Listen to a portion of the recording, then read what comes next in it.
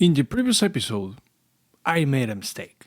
Not a mistake, but I think I didn't explore cancellation in detail. I discussed how to store a task object in a variable and also use it later for canceling the task. However, there are a couple of other things you should know to understand task cancellation, because otherwise you might receive some unexpected behaviors in your app. This is basically part 2 of that video, so if you need to watch it, there is a link in the description. Last time I just said that just applying the cancellation is enough to stop the task, but that's not true. When you execute cancel, you are basically doing 3 things. One is setting a flag indicating that the task is ready to be cancelled.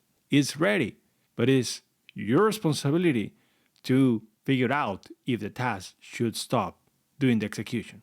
We'll see an example in just a bit.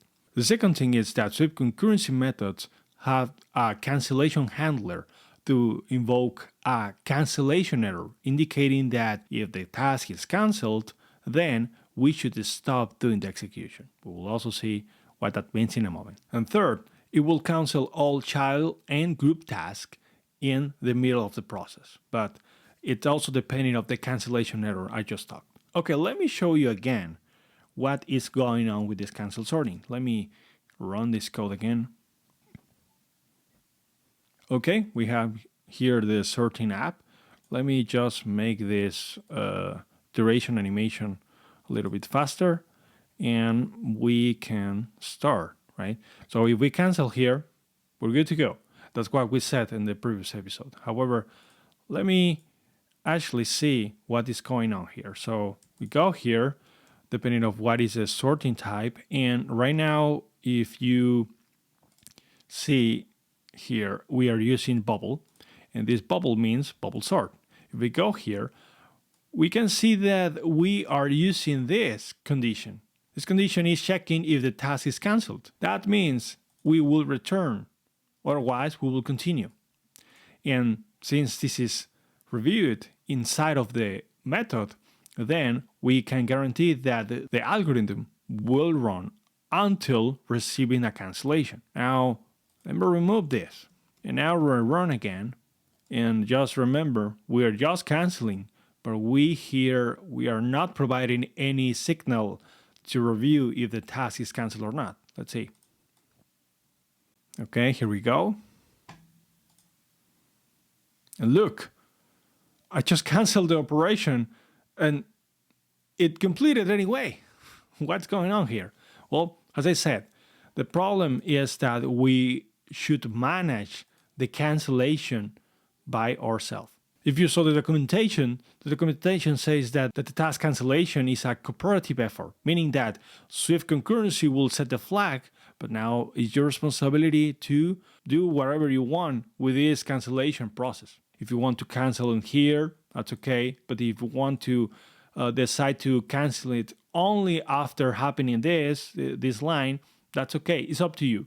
That is why Swift Concurrency is flexible in this way to leave in the final call to you. But now, let me show you something really important here. This is still running because there is no cancellation error signal that it's indicating that we should stop. Unless this piece of code, there's no other code here that will review this cancellation signal. But if we go here, I have a little demo here where we are running 10 elements in a collection and we're just printing the number.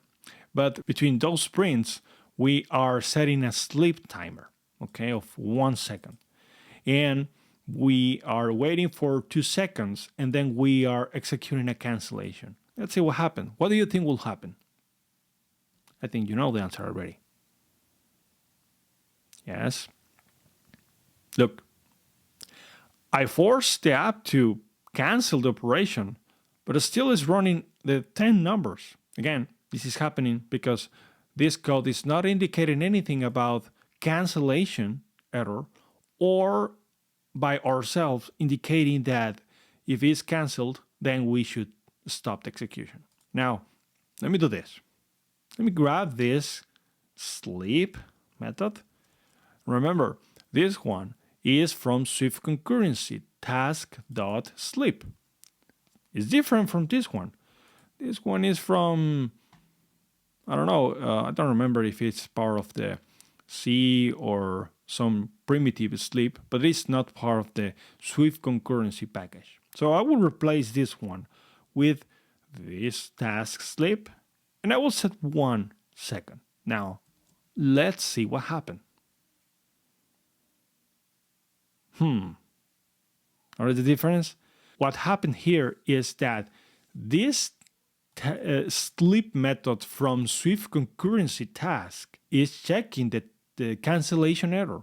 And I will show you how that works under the hood in a bit. What I'm trying to show you here is that if your code internally is using a Swift Concurrency API, mostly will check the cancellation error. And if that happens, it will stop the execution. But as we saw, if there's nothing else, no other API from Swift Concurrency indicating that, the app will continue the flow normally. This is very important to avoid any kind of bug or issue, unexpected issue, because we thought that the cancellation is done.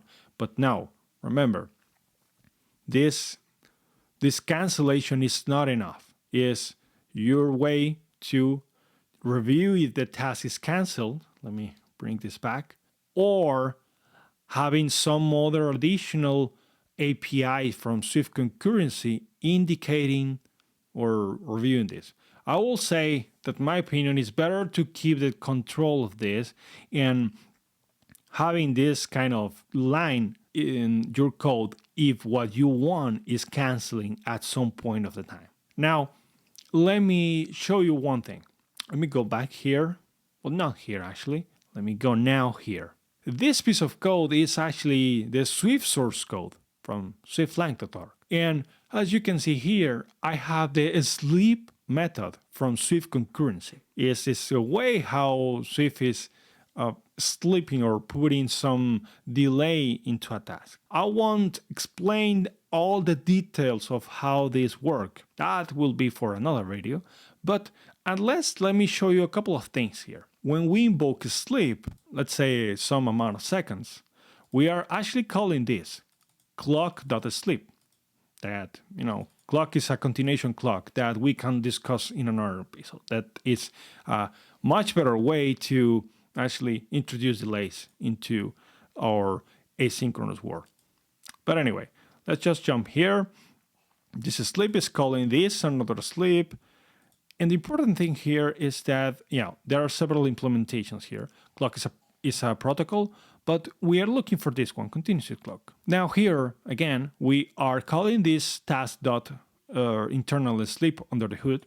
Let's see what is exactly doing this. So there are a couple of things here that are pretty low level. I will just make sure that you understand the point of the video. Here we are getting a token. This token is stored in some low-level memory, but it's indicating what is the status of the task. If you see here, at some point, we are checking what is the state of this sleep state. And there are several things like not started, or is active, finished, cancelled, etc. What is this doing? This doing several things related to how to set up a sleep into the task. That is not what we want. But what we want here is just ensuring or reading the documentation here. This is doing a cancellation handler to resume the continuation by throwing a cancellation error. Meaning that this is a continuation that is transforming some imperative code into the Swift concurrency world. The important thing here is that at the bottom of this, we have this cancellation handler. Remember what I said? The step number 2? Well, this is the handler that we were talking about. And if we go here, there are more checks here indicating or what is the state of the app. So what we care here is that if the app is still active, the task is still active, we will indicate that it's not anymore. So we are sending to the continuation to throw in an error, concurrency cancellation error. That will trigger the signal that the next time we review the state of the task, we need to cancel. We need to, forget about it. Now, let me go back. And when we go back again, look that this code will basically return, not continuing what we were supposed to do. In this case, sleeping. Okay. There are one more check here at the bottom. That is that we check if this operation was canceled before even being executed. So, for example, here, if that happened, if we check that the cancellation was done even before starting this, well, we also throw this cancellation error. And then when we review from Swift Concurrency, Swift Concurrency will basically stop the execution.